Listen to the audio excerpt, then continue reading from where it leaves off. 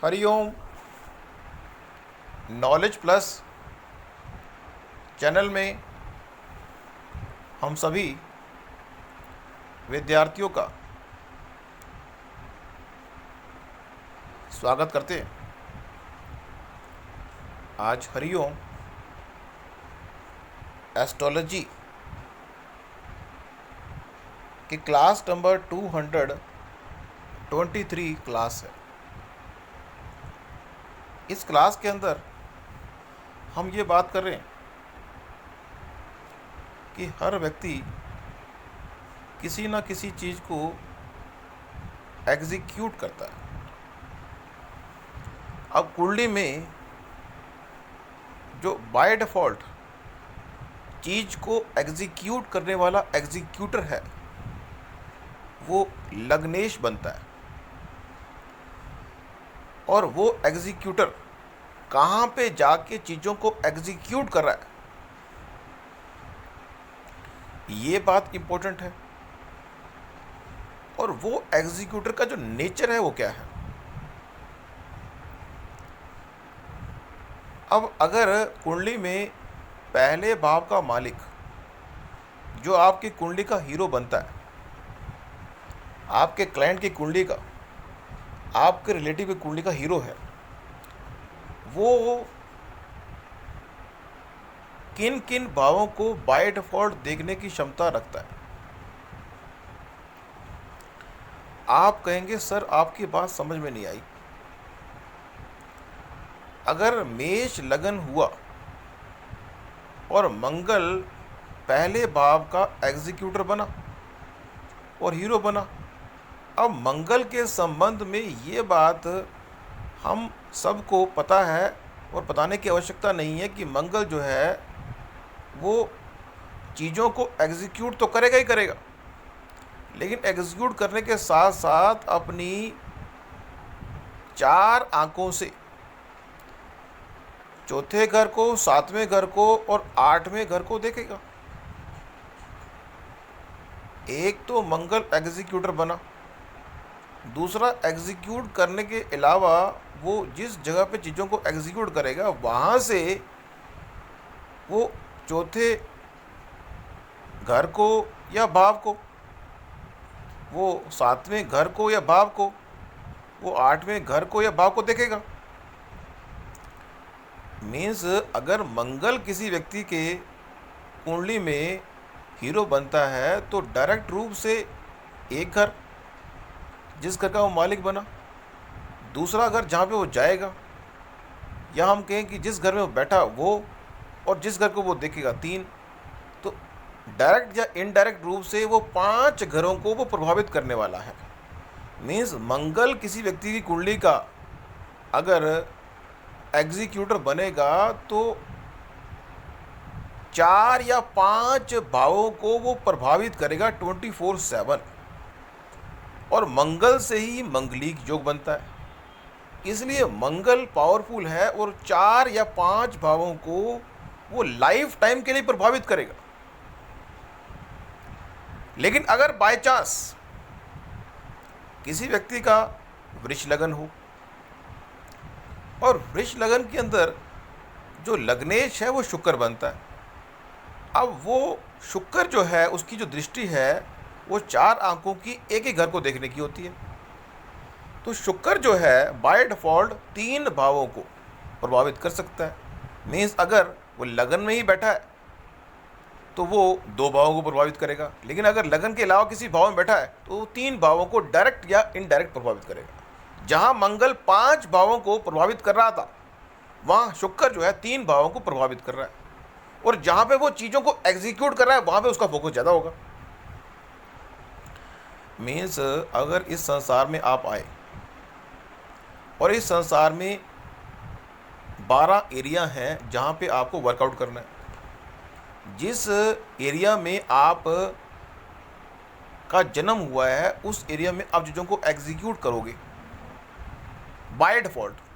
Means by default आपका जो focus है वो उस एरिया में रहेगा जहाँ पे आपके कुंडली का लग्नेश जाके बैठा हुआ है।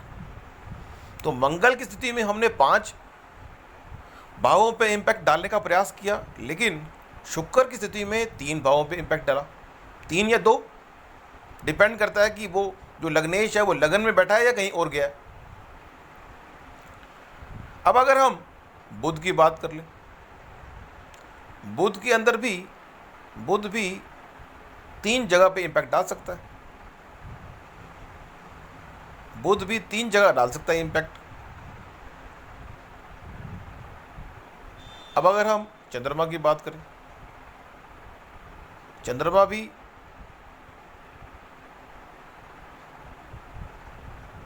3 जगह डाल सकता है इम्पैक्ट।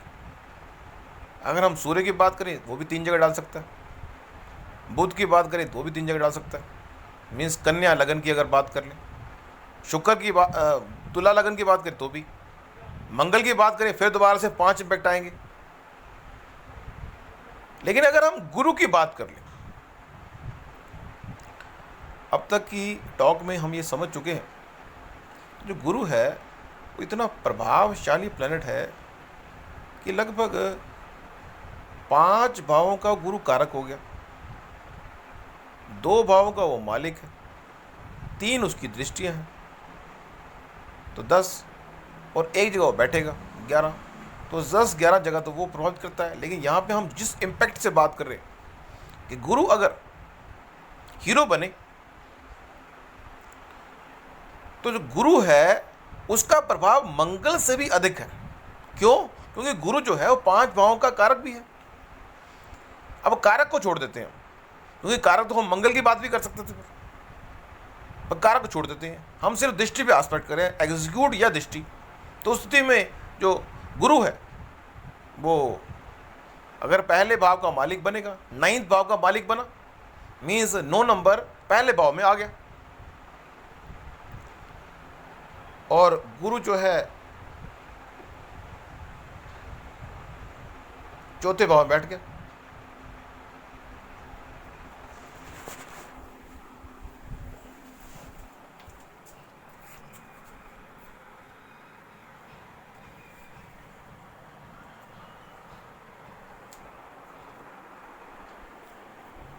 धनु लगन की कुंडली हो, गुरु 6ठे भाव में बैठा हो, और गुरु की दृष्टि जो सी है वो 5वीं भी है, 7वीं भी है और 9वीं भी है। तो डायरेक्ट रूप से या इनडायरेक्ट रूप से गुरु आपकी कुंडली के 5 भावों को प्रभावित करेगा। शनि की बात करें तो शनि भी आपकी कुंडली के 5 भावों को प्रभावित करेगा, और अगर मकर कुंभ लगन की कुंडली हो तो भी, और अगर मीन लगन की कुंडली हो तो भी। आपकी कुंडली का जो एग्जीक्यूटर है उसका संबंध यदि 10वें भाव से बनेगा, अब आपकी कुंडली का एग्जीक्यूटर अकेले काम करना पसंद करता है या ग्रुप में काम करना पसंद करता है, ये बात निर्धारित करेगी कि आप किस तरह से अपने कर्मों को एग्जीक्यूट करेंगे। अगर मंगल होगा तो वो अकेले ऑर्डर को फॉलो करके एग्जीक्यूट करेगा, अगर शुक्र होगा तो वो आराम से चीज़ों को एग्जीक्यूट करेगा, अगर बुध होगा तो चीज़ों को ऑब्जर्व करके ही एग्जीक्यूट कर लेगा, अगर चंद्रमा होगा तो मन के लेवल पर चीज़ों को एग्जीक्यूट करेगा, अगर सूर्य होगा तो राजा के समान चीज़ों को एग्जीक्यूट करेगा, अगर गुरु होगा तो गुरु के समान चीज़ों को एग्जीक्यूट करेगा, अगर शनि होगा तो संत महात्मा की तरह चीज़ों को एग्जीक्यूट करेगा। लेकिन एग्जीक्यूट करते हुए वो कहाँ पे चीज़ों को एग्जीक्यूट करेगा, और क्या वो 10वें भाव में चीज़ों को एग्जीक्यूट करेगा या चुपके से चीज़ों को एग्जीक्यूट करेगा, ये डिपेंड करेगा। अगर लग्नेश 8वें भाव में जाके बैठ गया तो व्यक्ति चुपचाप चीज़ों को एग्जीक्यूट करेगा। नेचर हमने पहले बता दी। अगर सूर्य होगा तो राजा के समान चुपचाप चीज़ों को एग्जीक्यूट करेगा, अगर शुक्र होगा तो आराम से चीज़ों को एग्जीक्यूट करेगा। मीन्स ये बात थोड़ा प्रैक्टिस का, वर्कआउट का विषय भी है कि हमें ये बात चेकआउट करना होता है कि आपका जो लग्नेश है उसका संबंध 10वें भाव से तो नहीं बन रहा। अगर लग्नेश का संबंध 10वें भाव से बन रहा है तो व्यक्ति चीज़ों को एग्जीक्यूट करते हुए इस बात की परवाह नहीं करेगा कि कौन देख रहा है, और वो चीज़ों को एग्जीक्यूट करते हुए चाहता है कि कैमरा सामने हो। जब मैं चीज़ों को एग्जीक्यूट करूं, मैं अपने डोमेन को जब एग्जीक्यूट करूं तो कैमरा सामने होना चाहिए। इसके बारे में थोड़ी और जानकारी हम अगले सेशन में देंगे। Thank you so much for listening and always supporting Hariom knowledge plus.